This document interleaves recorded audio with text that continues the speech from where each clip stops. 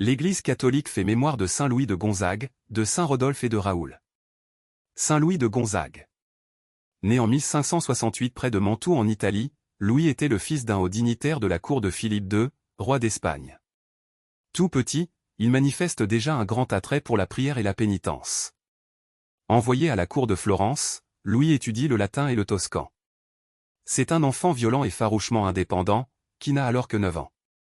Il n'hésite pas à condamner l'inconduite des courtisans et garde son cœur et son corps dans la pureté la plus grande. Rappelé dans sa famille à Mantoue, Louis découvre la Compagnie de Jésus, l'ordre des Jésuites. À 16 ans, il manifeste à son père sa volonté d'entrer dans la famille spirituelle de saint Ignace de Loyola. Il devra attendre plusieurs années que la permission lui soit accordée. À la cour de Mantoue, puis à Madrid où son père le duc de Gonzague a été appelé en qualité de grand chambellan de Philippe II, le jeune prince Louis mène une vie de prière et de mortification. Déjà, il bataille durement, menant le combat spirituel contre sa volonté propre et son caractère très entier. En novembre 1585, ayant fait les exercices de saint Ignace, Louis abdique ses droits princiers en faveur de son frère, il entre au noviciat à Rome, à l'âge de 17 ans.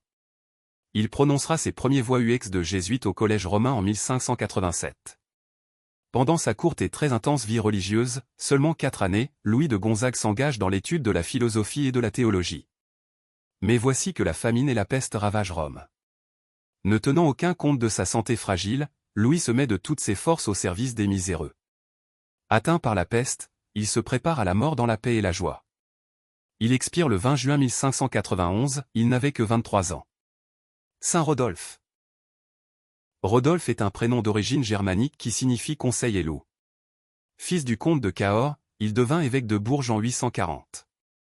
Il rédigea pour ses prêtres une remarquable instruction pastorale, invitant à la messe quotidienne. Diplomate avisé, il aida à régler des problèmes politiques difficiles. Il mérita d'être surnommé père de la patrie. Il meurt à Bourges le 21 juin 866. Les prénoms dérivés de Rodolphe et Raoul sont Rudolf, Rudy, Ralph. On fête un Saint Raoul français le 21 juin et un Saint Raoul anglais le 7 juillet. Saint Raoul. Raoul était, au IXe siècle, fils du comte de Cahors. Il devint archevêque de Bourges en 840. Il nous a laissé une importante instruction pastorale, dans laquelle il invite ses fidèles à la communion fréquente, et même quotidienne. Il fonde plusieurs monastères, dont celui de Dèvres. Son influence spirituelle est attestée par le fait que le pape d'alors, Nicolas Ier, lui donna le titre de patriarche des Aquitaines et de la Narbonnaise. L'évêque Raoul était également un fin diplomate. Saint Louis de Gonzague, Saint Rodolphe, Saint Raoul, priez pour nous. Évangile. Ne vous faites pas de soucis pour demain. Alléluia.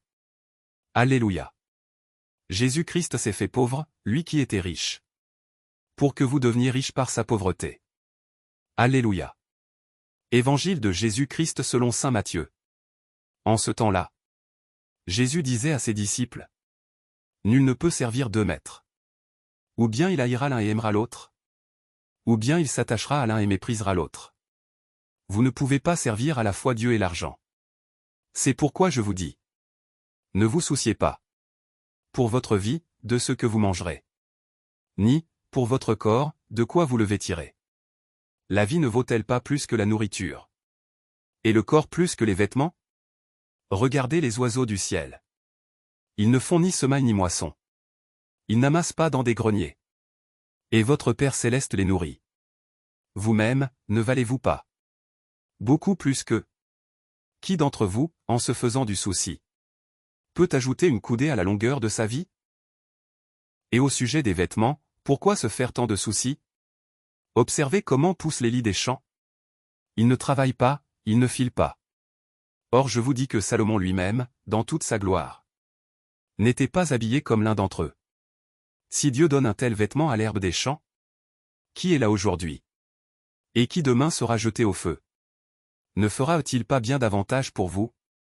Homme de peu de foi? Ne vous faites donc pas tant de soucis. Ne dites pas, que allons-nous manger?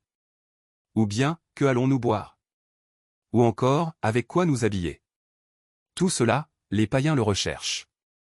Mais votre Père céleste sait que vous en avez besoin. Cherchez d'abord le royaume de Dieu et sa justice. Et tout cela vous sera donné par surcroît. Ne vous faites pas de soucis pour demain. Demain aura souci de lui-même. À chaque jour suffit sa peine. Acclamons la parole de Dieu. Louange à toi Seigneur Jésus.